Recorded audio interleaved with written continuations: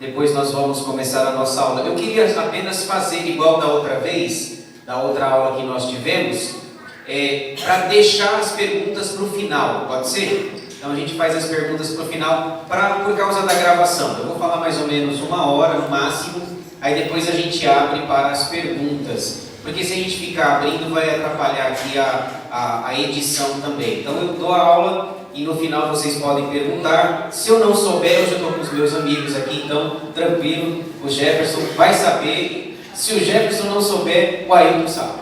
Aí se ninguém souber, aí minhas esperanças acabaram. Deus está pensando, Deus Sandra, tá bom? O Caleb, né? Depois o Josué vai falar, e aí, como é que foi a gravação? Eu tô arrumado com os meus amigos, viu? Fora os amigos que o Jefferson me arruma, viu? Vamos lá, vamos orar.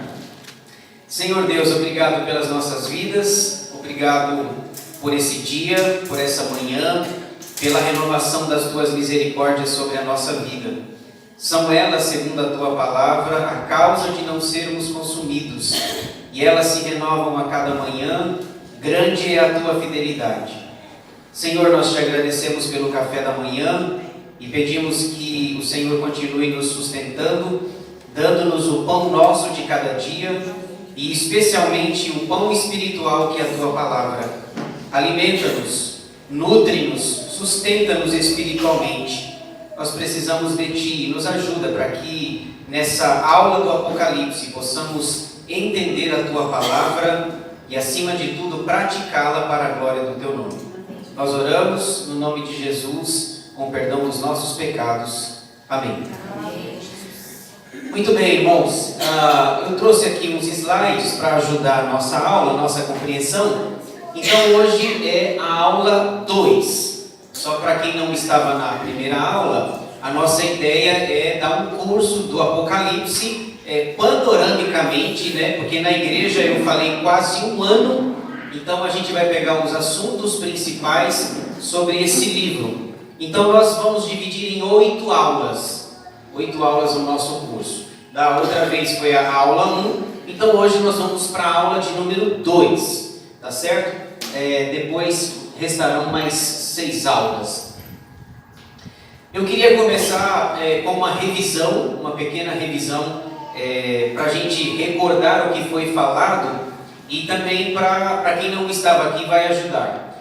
No dia 10 de março, há 2 domingos atrás, nós estivemos aqui e o objetivo da aula 1 foi dar um panorama do livro, foi dar uma visão geral do livro, o que os 22 capítulos falam. Então foi algo muito rápido, porque o livro já é complexo, o conteúdo é complexo. Então nós falamos sobre um panorama do livro, como interpretá-lo, qual a melhor maneira de entendê-lo. Ainda na revisão, qual é o tema do livro?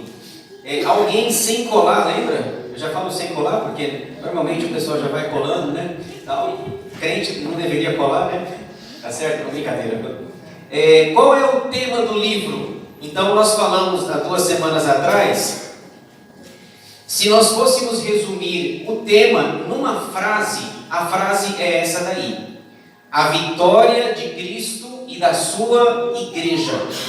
Você pode resumir o Apocalipse nessa frase: a vitória de Cristo e da sua igreja. Talvez alguém possa pensar, pastor, como falar em vitória? Com tantas dificuldades, com tantas lutas, com tantos inimigos perseguindo a igreja, como é que pode falar em vitória? Mas pasmem, o tema do livro é esse daí. A igreja, a despeito das lutas, das provações, das adversidades, ela é vencedora. Por quê? Porque Jesus é vencedor. Ok? Então nós escolhemos essa frase, a vitória de Cristo e da sua igreja. Como nós somos bereanos, veja lá por favor, capítulo 17, versículo 14. Esse versículo ele resume todo o livro. Apocalipse 17, 14.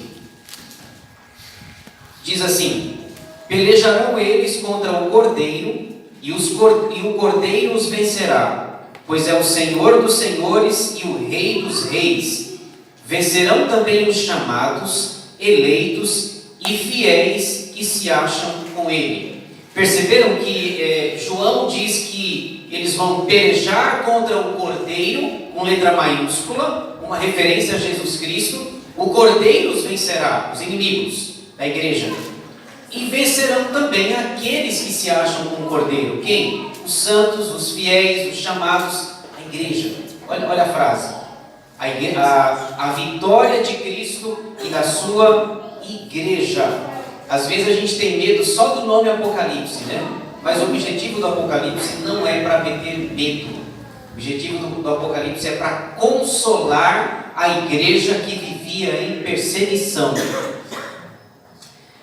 Introdução.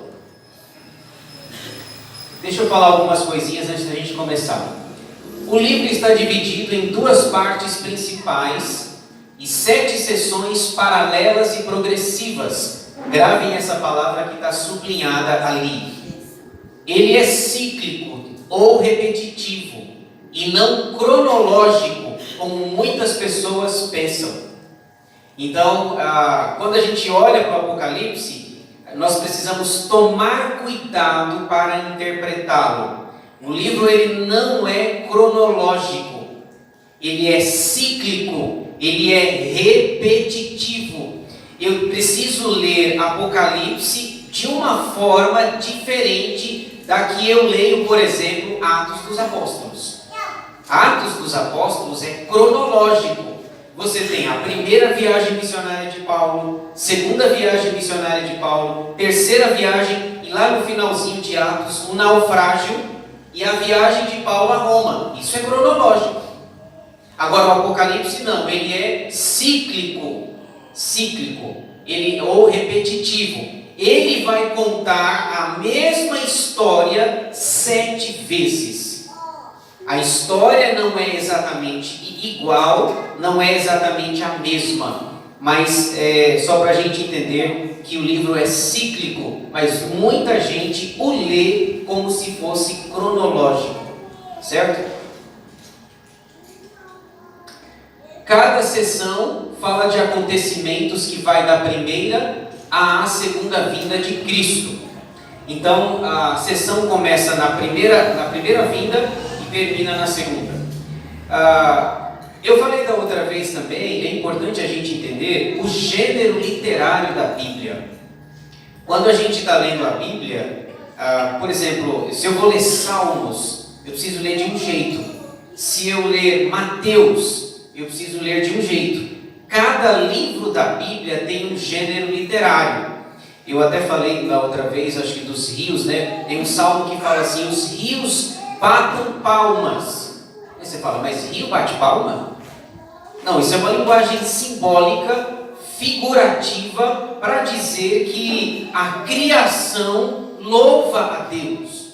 Salmo 150 diz: todo ser que respira, louve ao Senhor. Então é uma linguagem simbólica. Primeiro que rio não tem mão. Como é que vai bater palma? Então você precisa considerar, estou lendo Salmo, então gênero literário. Estou lendo Atos dos Apóstolos, a mesma coisa. Gênero é o estilo literário da Bíblia. E nós encontramos na Bíblia 10 gêneros literários diferentes. 10. O Apocalipse, por ser o último livro, se encaixa no 10º gênero desses 10 aqui.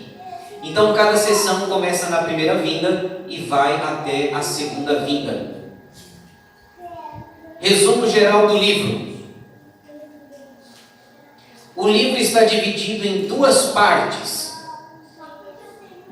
Primeira, capítulos 1 a 11, o mundo persegue a igreja. Aqui está apagadinho, mas é o mundo. Então o livro tem 22 capítulos. A primeira divisão vai até o capítulo 11, a segunda divisão vai até o capítulo 22.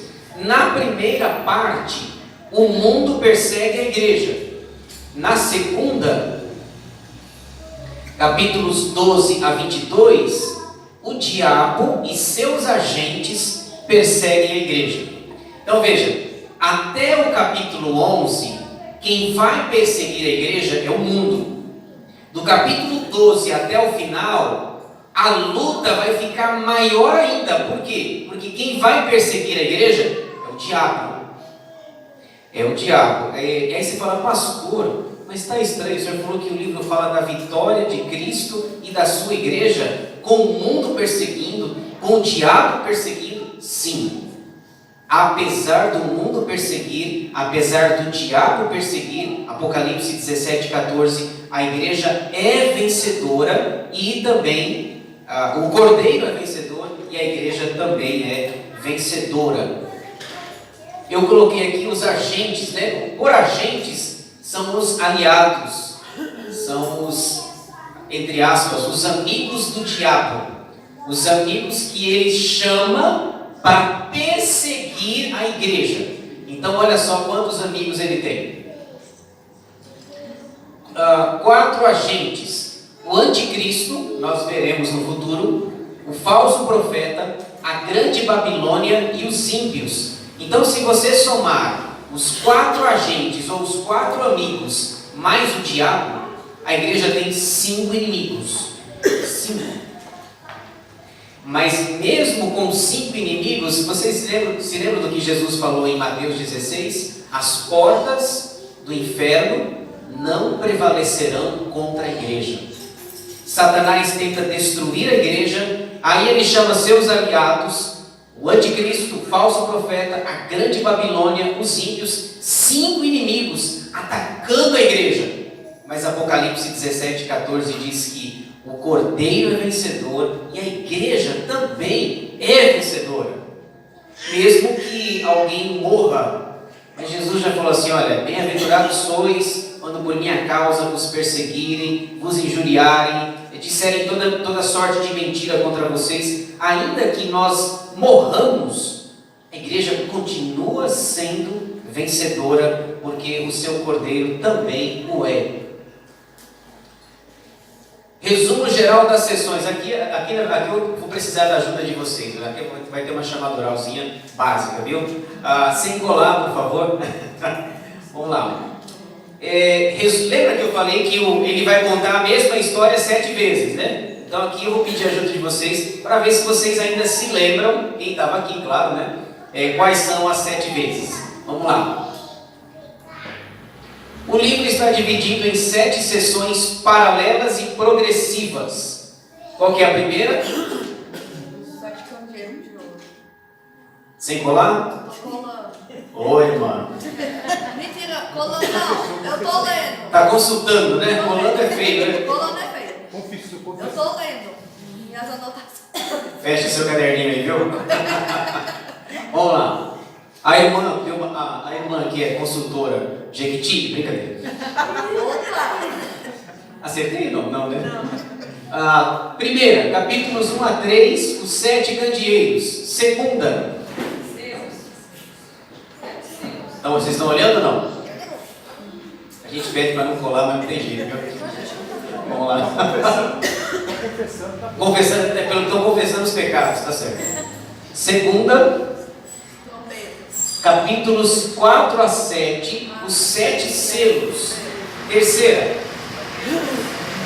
trombetas.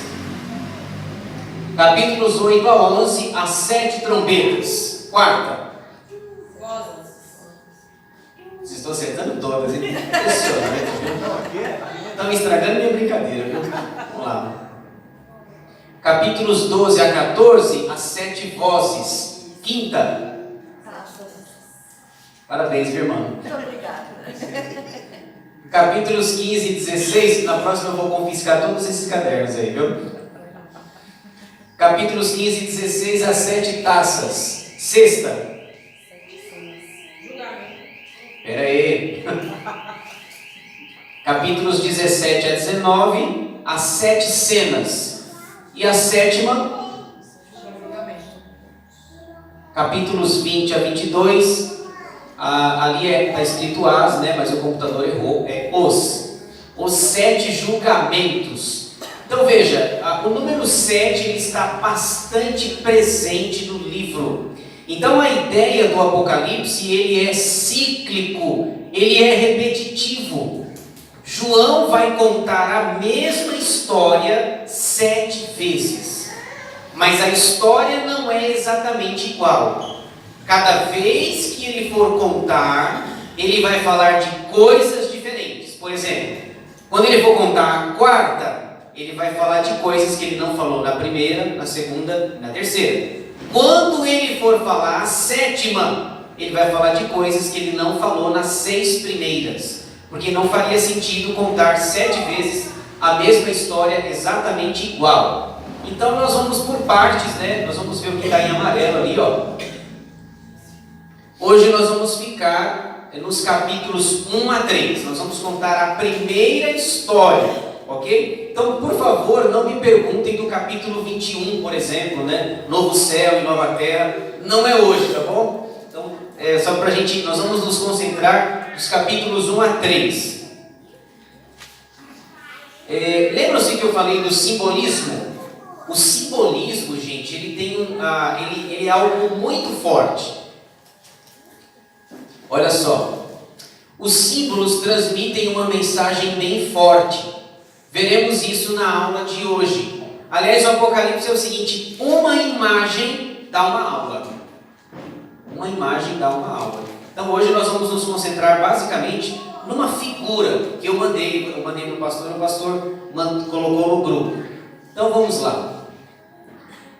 Essa é a figura que resume a aula de hoje. Então João vai contar a história pela primeira vez. Primeira sessão, capítulos 1 a 3, os 7 candeeiros de ouro. Você está vendo João ali na ilha, né, de cabelo branco já, e aqui de repente aparece Jesus para ele.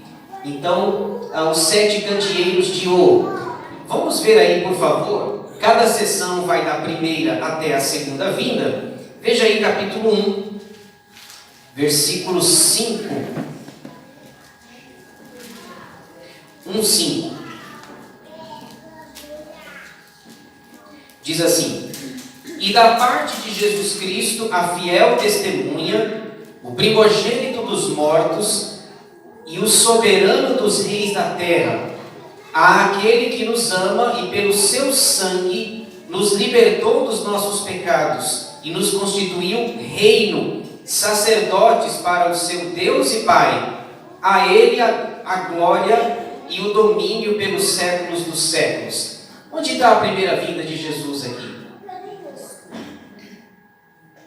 Eu estou com a Bíblia da irmã aqui, ela até deixou tudo anotado aqui, ó. Dá até para colar aqui, viu? Isso, ó, pelo seu sangue. Tem 2 expressões, na verdade, né? O primogênito dos mortos. Quando foi que Jesus morreu? Na primeira vinda.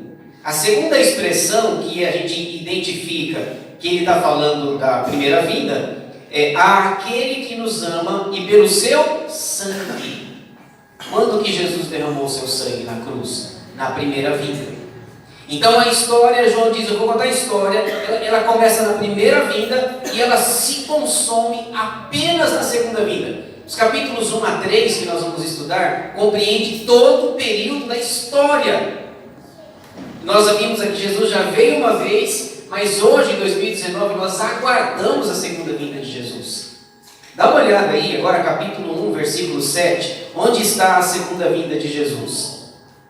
Eis que vem com as nuvens, e todo olho verá, até quantos o traspassaram, e todas as tribos da terra se lamentarão sobre ele, certamente. Amém. Isso já aconteceu ou não? Não. Eis que vem com as nuvens, e todo olho verá. Ele disse isso lá em Atos 1. Quando ele estava subindo, todo mundo olhando assim, aí 2 anjos aparecem e diz: varões galileus, por que estáis olhando para as alturas? Esse mesmo Jesus que vocês estão vendo subir, descerá, voltará. Então a segunda vinda, eis que vem com as nuvens, todo olho verá.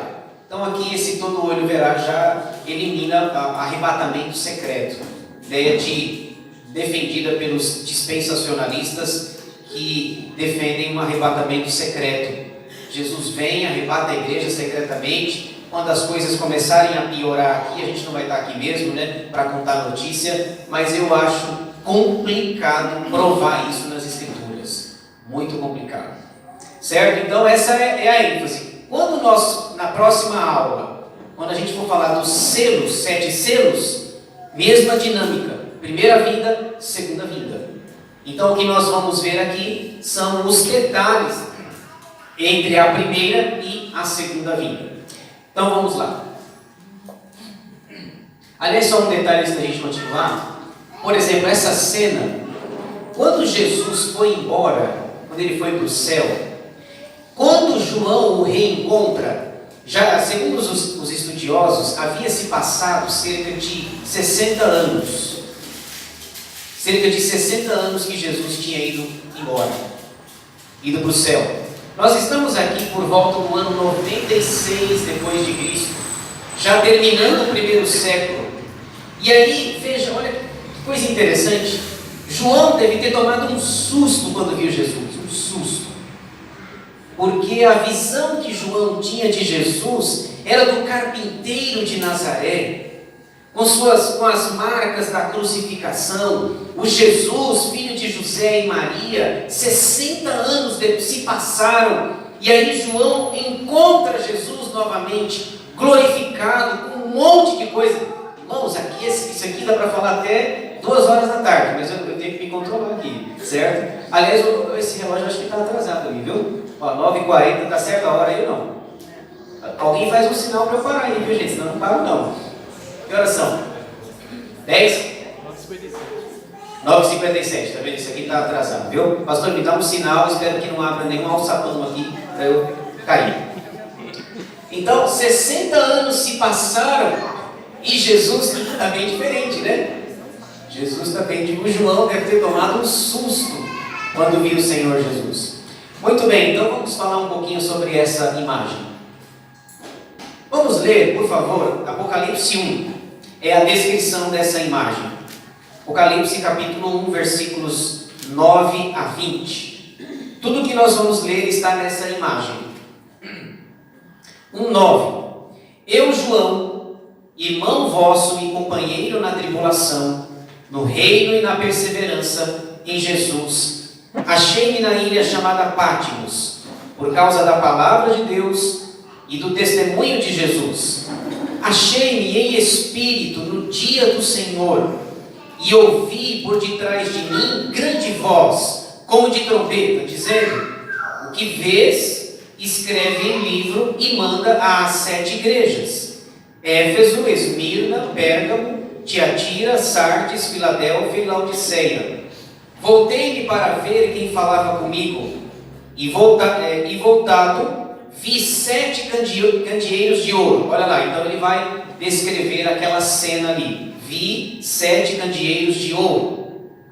E no meio dos candeeiros, um semelhante a filho de homem, com vestes talares, e cingido à altura do peito, com uma cinta de ouro.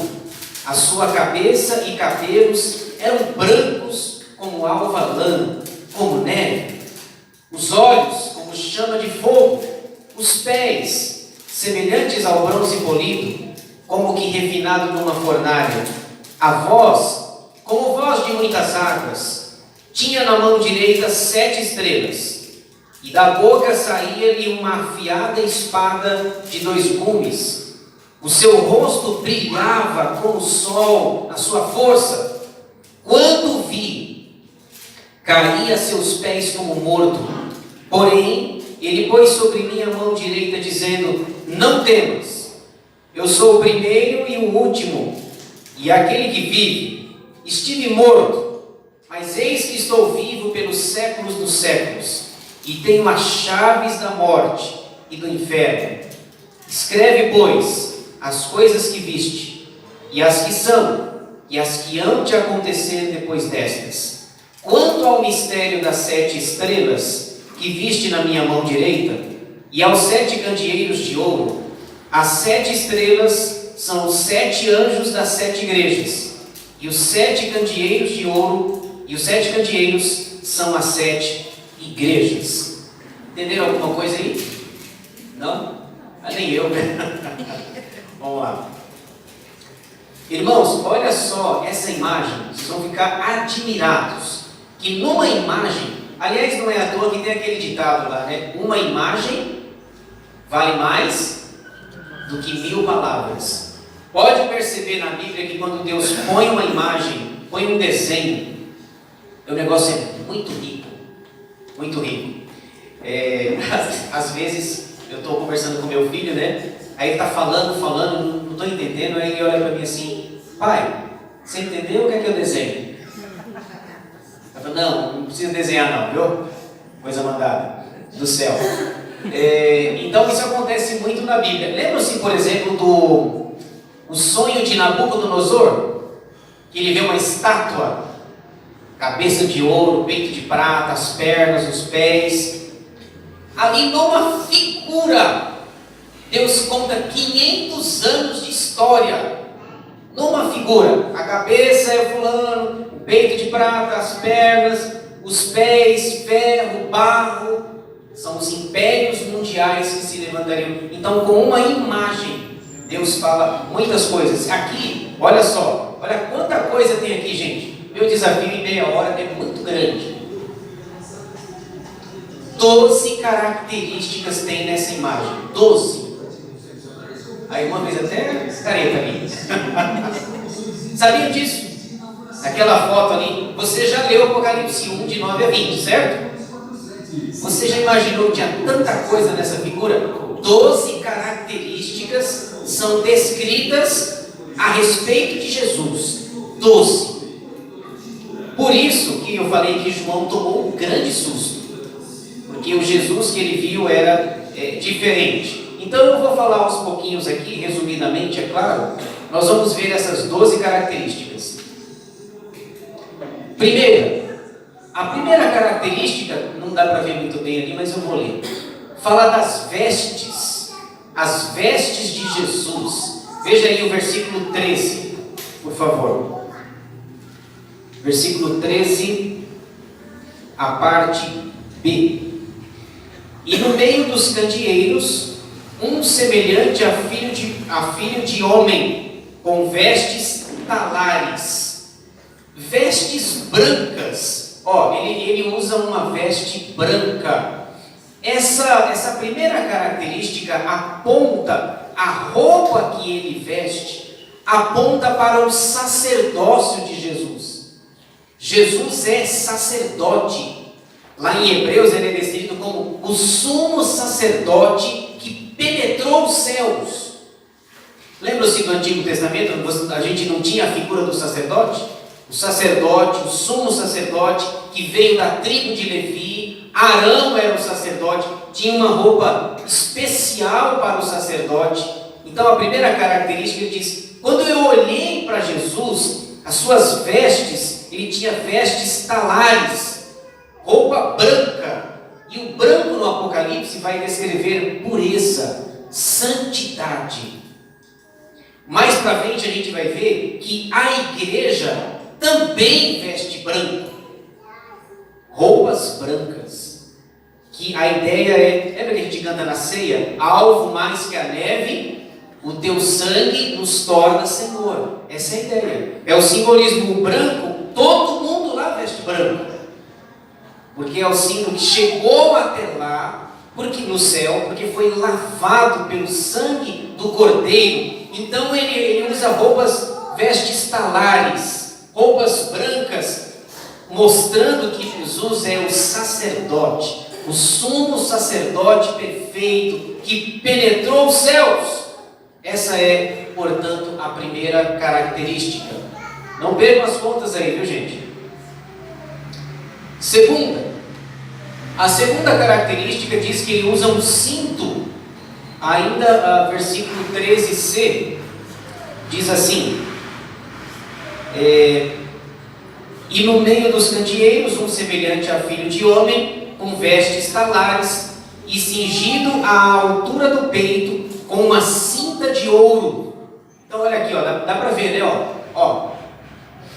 Aqui uma cinta dourada, uma cinta de ouro. A cinta aponta para o rei. O rei usava uma espécie de uma cinta à altura do peito.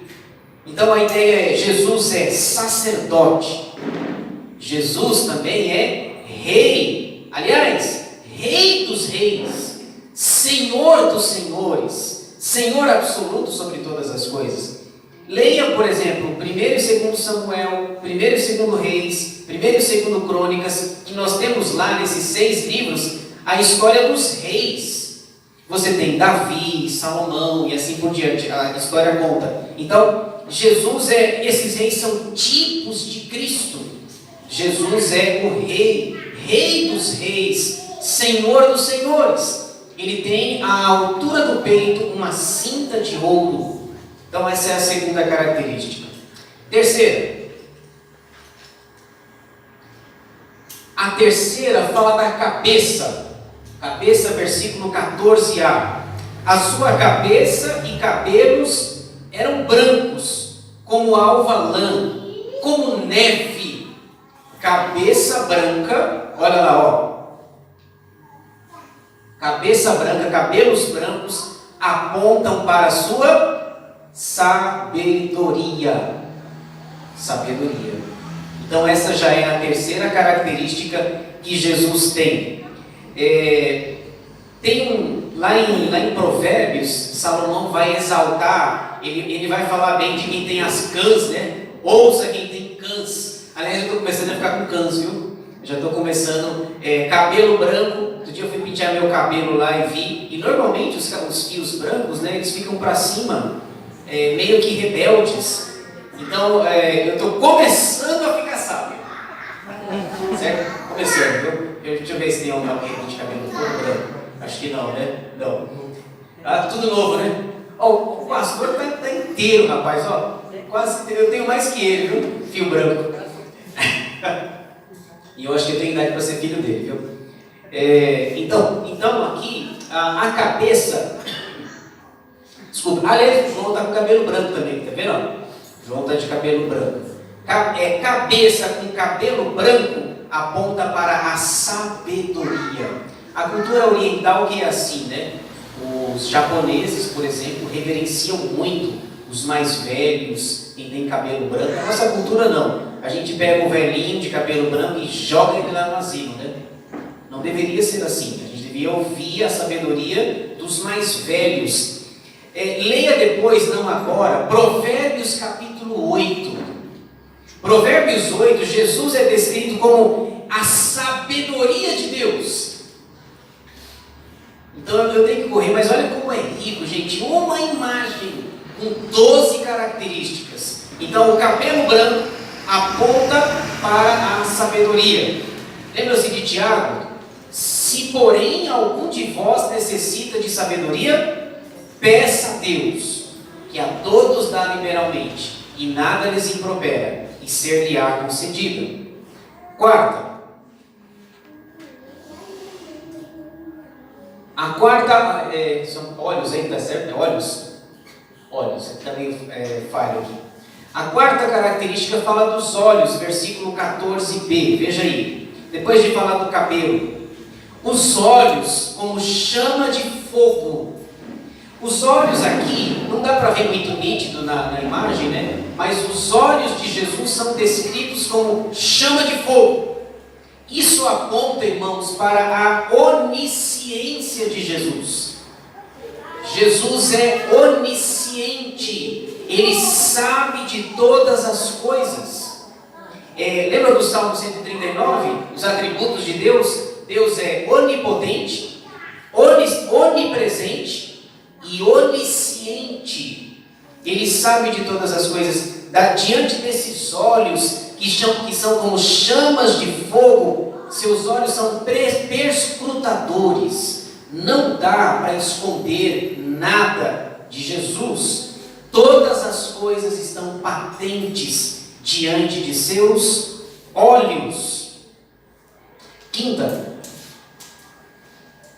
os seus pés. Agora veja aí o versículo 15a. Os pés semelhantes ao bronze polido, como que refinado numa fornalha. Olha só, não dá para ver, mas é como se ele fosse moendo. O que está escrito aqui, irmão? Não estou conseguindo. É juiz? Depois, juiz? Poder. Ok, tá um pouco falho aqui. Então, os pés aqui é como se ele colocasse os inimigos debaixo dos seus pés. Os pés de Jesus são como bronze polido, aonde ele passa, ele vai esmagando.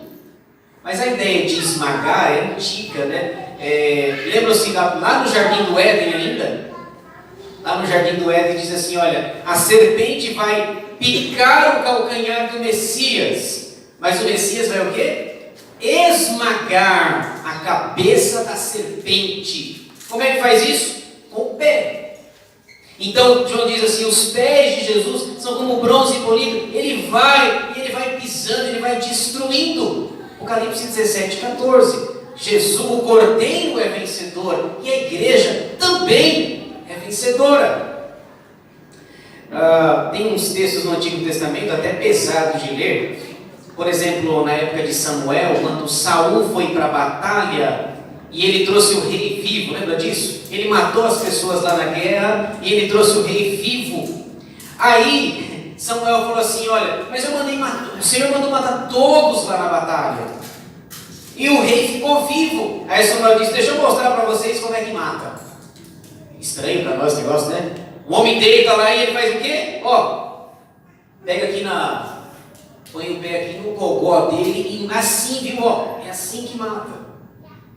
Porque são os inimigos de Deus. Aí você está lá em Samuel, você nem imagina que isso tem conexão com o Apocalipse. Tem toda a conexão. Deus, ele tem os seus inimigos debaixo dos seus pés. Saul é assim que faz. Eu não sei se eu meteria o pé no gogó de alguém. Eu mato só barato no máximo. Mas os inimigos de Deus são derrotados, são destruídos com os pés.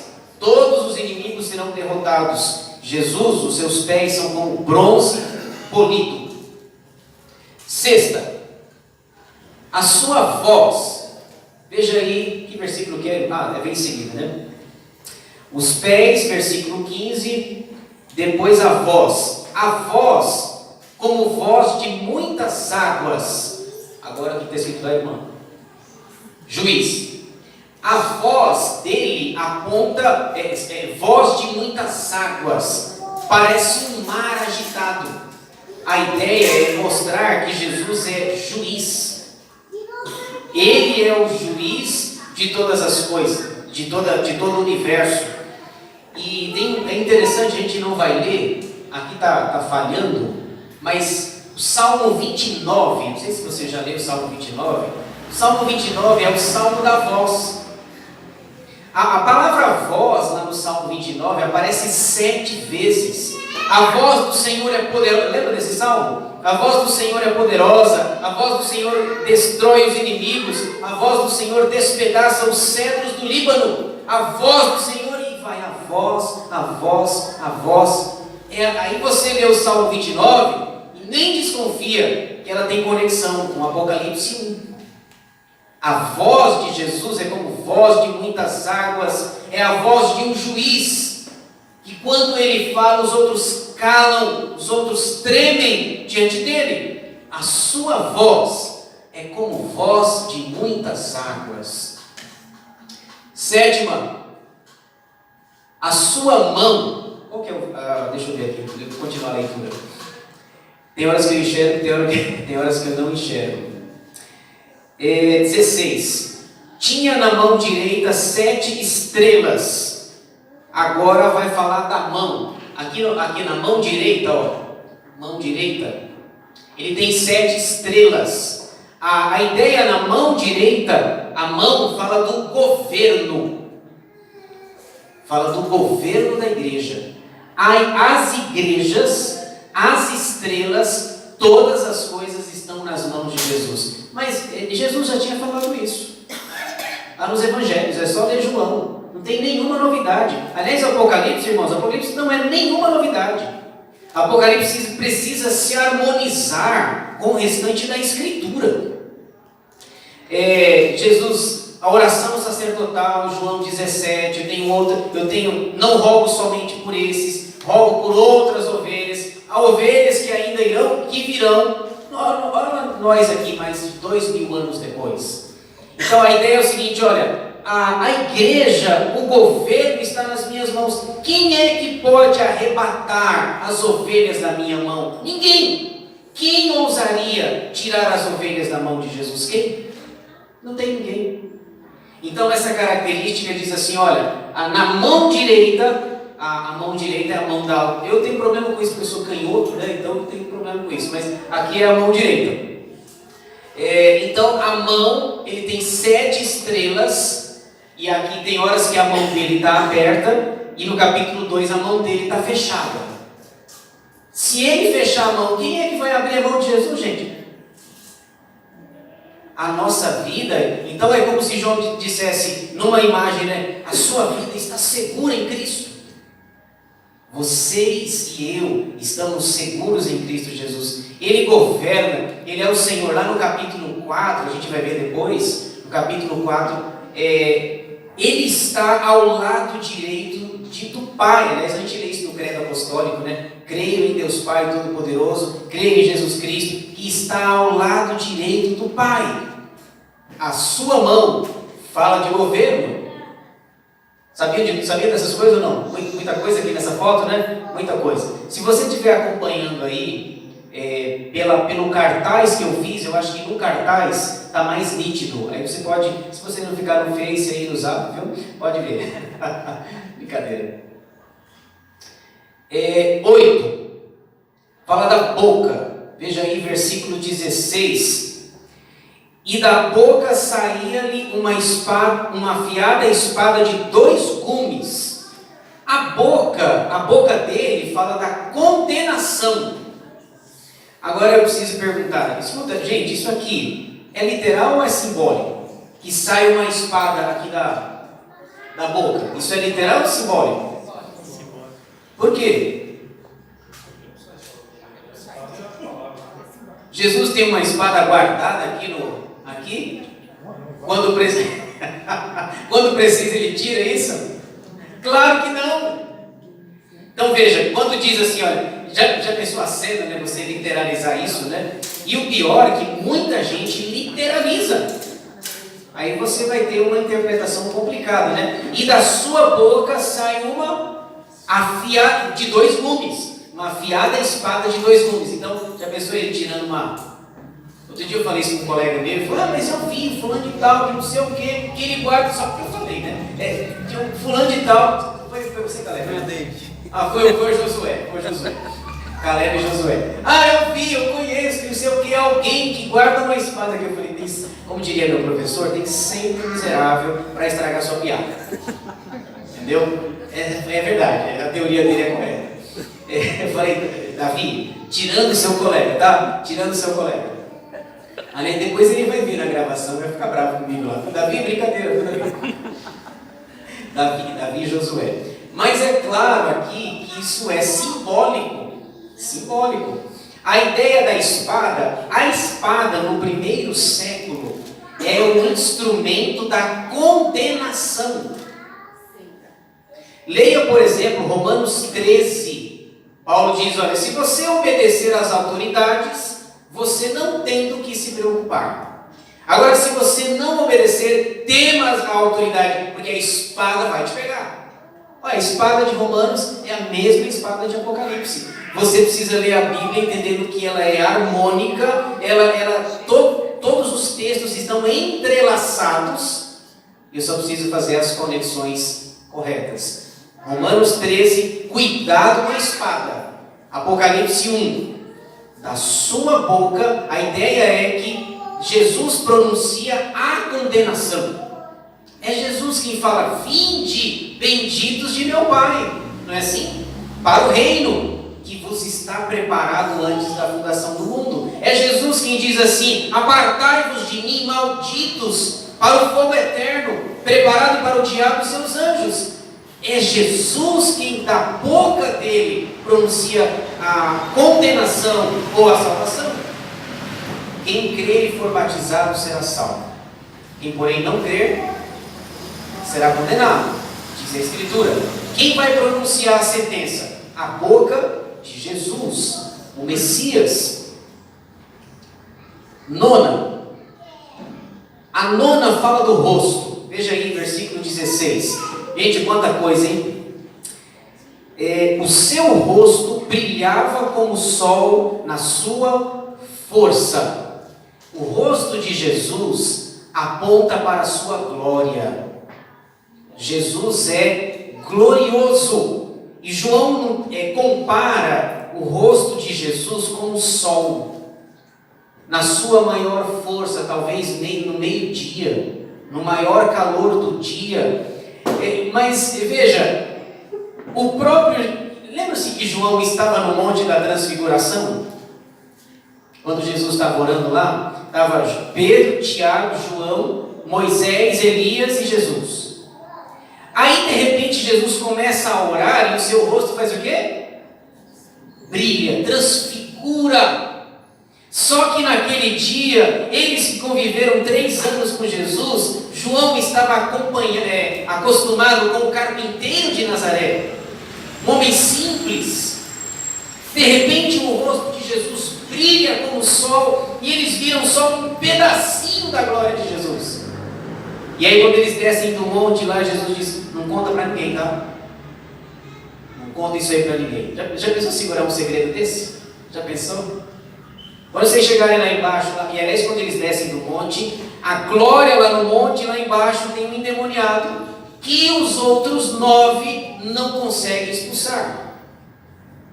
E aí Jesus diz: não contem para ninguém. Só que lá no monte eles viram um pedacinho da glória de Jesus.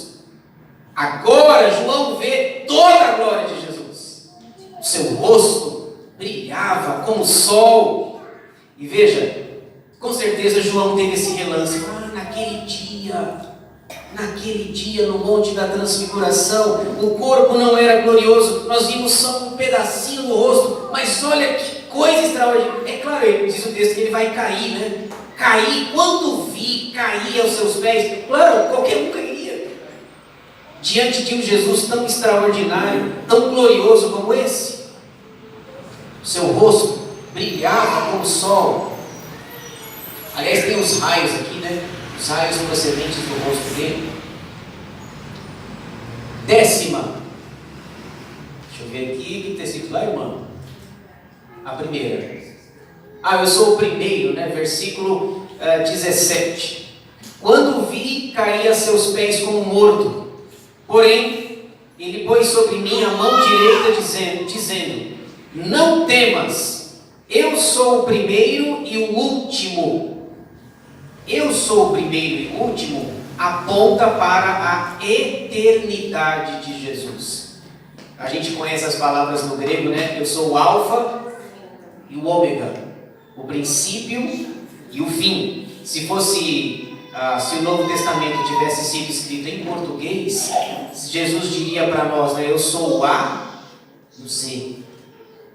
Eu sou o A e o Z. Eu sou o primeiro e o último. Então isso aponta para a eternidade de Jesus. Jesus é eterno. Lá em João 8, quando ele está discutindo com os fariseus, né? Jesus começa a falar da sua antiguidade, começa a falar de Abraão. E aí ele diz: você não tem nem 50 anos e está falando essas coisas, está falando de Abraão. Aí Jesus diz assim: antes que Abraão nascesse, ele não diz eu era, eu sou. Antes de Abraão nascer, eu sou, porque eu sou o que sou. Êxodo 3, na sarça ardente. Então isso aponta para a eternidade. Leia Gênesis 1, que você vai ver que desde a eternidade foi traçado um plano, e a Trindade participa desse plano, para criar o mundo, para criar o universo, para criar todas as coisas. Ele é eterno. Eu sou o primeiro e o último. 11ª. Que horas são, gente, aí? Deixa eu ver. 10, contando os cálculos, né, a margem do Ibope. 2 pontos para mais, 2 para mais, 2 para menos. Leia aí, irmã, tá ruim aqui. A 11ª. Que vive, né? Vive. Aponta para o fato de que ele é autoexistente. A sua autoexistência, versículo 18. E aquele que vive, ele esteve e sempre estará vivo.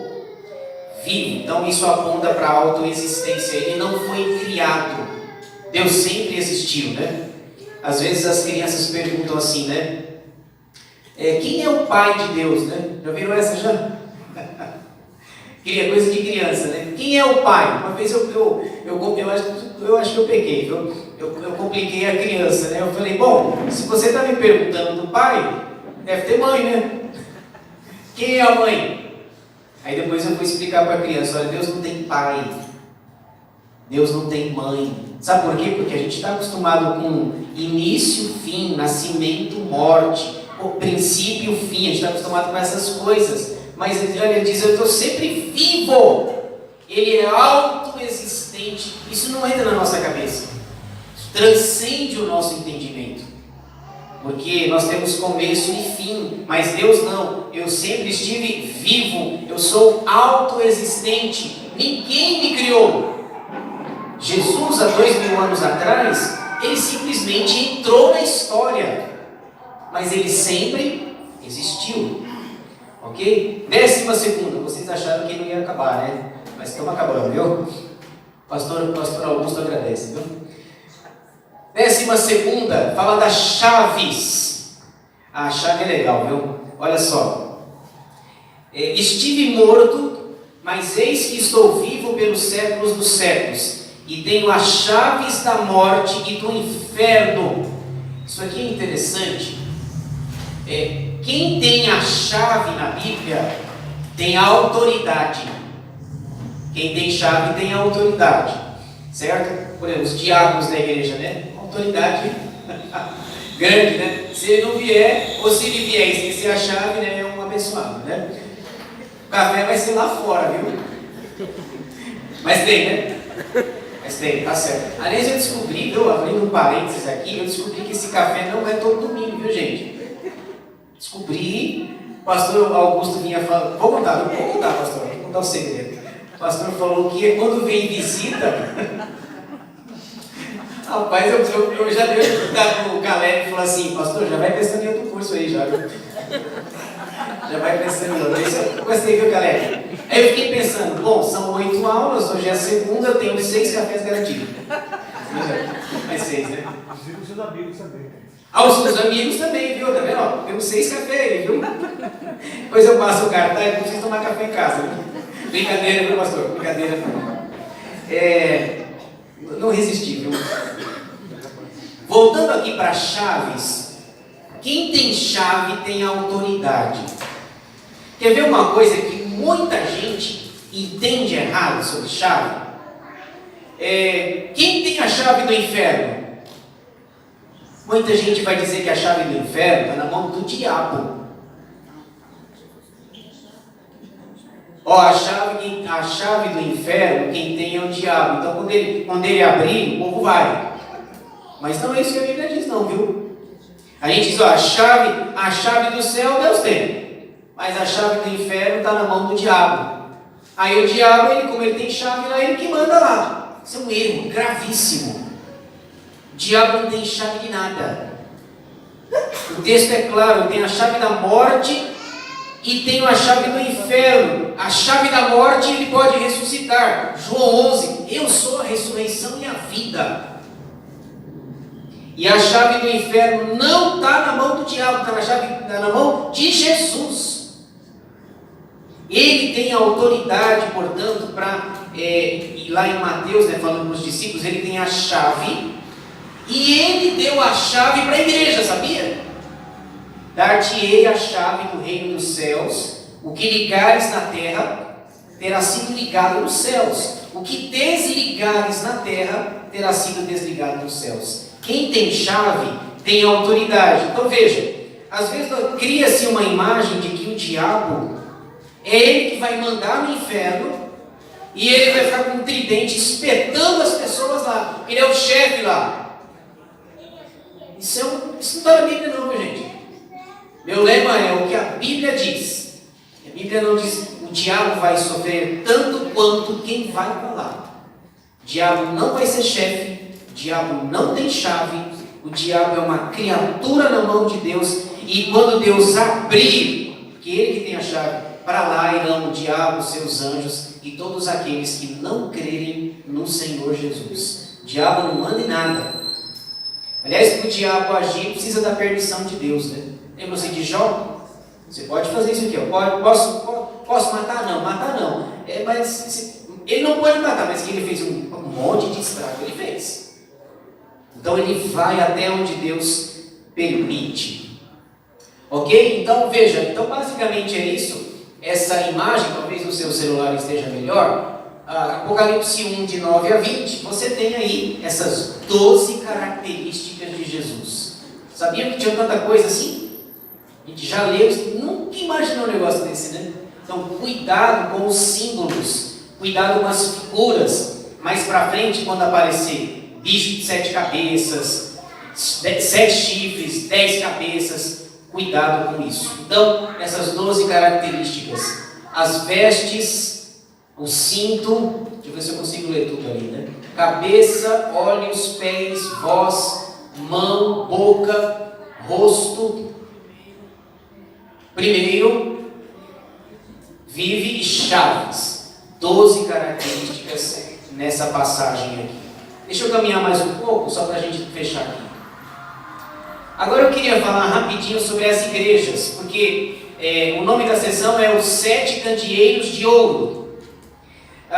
Os candeeiros são as igrejas, ok? São as 7 igrejas da Ásia Menor. Veja, deixa eu ler aqui para vocês, ó. Aliás, aparece ali, né? Ó, deixa eu ver se eu consigo ler. Éfeso, Esmirna, Pérgamo, Tiatira, Sardes, Filadélfia e Laodiceia. Essas 7 igrejas ficavam na Ásia Menor. Aqui você tem o mar Mediterrâneo e aqui você tem uma ilha. Eu sempre confundo, ou a ilha de Malta ou a ilha de Creta, aonde passou o apóstolo Paulo, no seu ministério como apóstolo e evangelista. Aqui você tem, para onde João foi mandado, aqui você tem a ilha de Pátimos, capítulo 1, versículo 9, e as 7 igrejas. O que vês, escreve e manda para as igrejas da Ásia Menor, Apocalipse 2 e 3. Hoje, essa região, ela fica na Turquia, num país conhecido como Turquia, cuja capital não é Istambul, é Ankara. A capital é Ankara, ok? Deixa eu falar mais, acho que 2 minutinhos sobre as igrejas. Aqui, fica como tarefa para vocês em casa. Aqui você tem as 7 igrejas, ó. Aqui é a igreja, o nome, o elogio, a crítica e uma promessa. Essa é a estrutura das 7 cartas, ok? Então, nas igrejas, quem vai dar o diagnóstico é Jesus. E eu fico pensando, né? O que Jesus diria para a igreja de Poá? Quem vai dar o diagnóstico não é um pastor, não é um presbítero, não é alguém limitado. Quem vai dar um diagnóstico é Jesus. Então Jesus diz assim: João, sobre a igreja de Éfeso, escreve só isso. A gente conhece a igreja sobre Éfeso, né? Texto conhecido, capítulo 2. Tenho, porém, contra ti que abandonaste o primeiro amor. Quem está dizendo isso é Jesus. Vocês trabalham, vocês são dedicados, mas está faltando uma coisinha para vocês: amor. Ok? Então ali eu tem essa coluna. Então, o nome da igreja, o elogio, a crítica e uma promessa. Agora, o que me impressiona é que nessas 7 igrejas, tem 2 igrejas que Jesus não fez nenhuma crítica. Vocês conseguem enxergar ali ou não? Qual que é? Esmirna e Filadélfia. Eu fiz uma setinha, fiquei uma semana fazendo essa setinha aqui, viu? Não, brincadeira. Ó, para 2, Esmirna, capítulo 2, ó, nenhuma crítica. Nenhuma. Já pensou? Quem está dizendo é Jesus, viu? A outra é Filadélfia, capítulo 3, ó. Nenhuma crítica. Aí eu fiquei pensando, não, eu preciso mandar alguns de boa lá para ter crítica, entendeu? Preciso mandar, eu vou mandar alguns aqui para Esmirna, para dar uma estragadinha, né? Brincadeira, viu? Eu vou mandar deixa eu ver aqui, mandar o Ailton para Esmirna, viu, Ailton? Topa, Ailton? Tá falando que topa. Pô, eu falei que é para estragar, ele topa. Brincadeira, viu, Ailton? Deixa eu ver. Vou mandar o Jefferson, né? Você vai, Jefferson. Filadélfia, topa? Filadélfia. Vai estragar, né? Ou vai estragar o top, né? Olha o elogio, o elogio da Filadélfia. Fidelidade, crítica, nenhuma. E aqui? Promessa. Ser coluna no templo de Deus, é a promessa. Ok? Então a última coluna aqui você tem a promessa. E veja que das 7 igrejas, olha como Jesus veio diferente. A igreja mais rica na terra é a mais pobre para Jesus. E a igreja mais pobre na terra é a mais rica para Jesus.